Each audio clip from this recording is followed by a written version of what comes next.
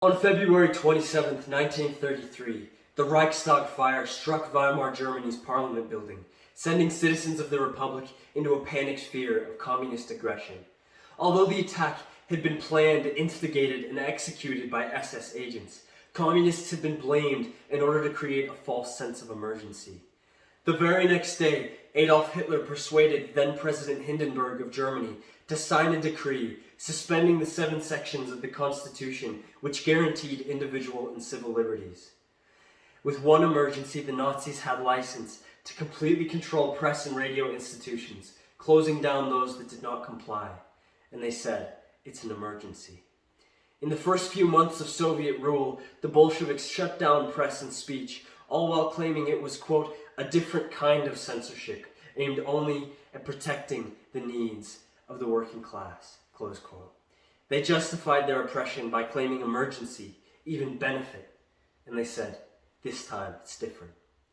In pre-revolutionary Cuba, under the Batista regime, censorship began to sink its teeth into the citizenry.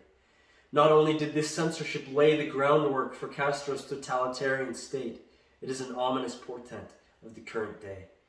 In Batista's own words, quote, censorship is as distasteful to me as it is to any other person who believes in a democratic system of government.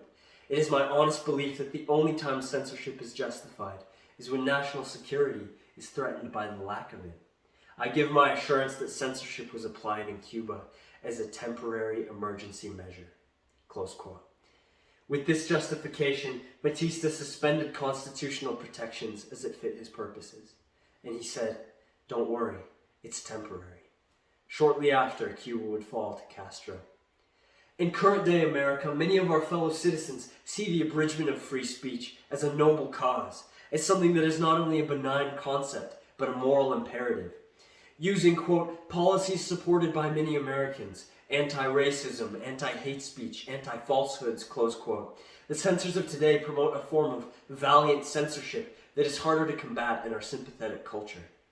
Under the guise of righteousness, businesses and social platforms collude with government to crack down on unpopular opinion. Many Americans now, quote, lower their voices and look over their shoulders when expressing personal views, close quote. What was acceptable speech yesterday may not be acceptable today, and what is acceptable today may not be tomorrow.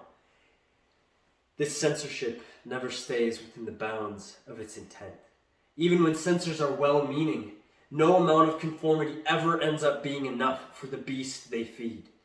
Concessions are currently being made in the name of emergency. Public and private policies are being implemented, and people are beginning to fear opening their mouths. And they say, it's the right thing to do. The great Thomas Paine once said, quote, all who would make their own liberty secure must guard even their enemy from oppression. For if you violate this duty, you establish a precedent that will reach yourself, close quote. As more and more historical warning signs appear in the cultural and political spheres of the U.S., citizens must now unchain the marketplace of ideas and rechain the censorial power of the state. Americans are faced with a decision. Allow freedom of expression in its freest form, or suppress it in the name of necessity.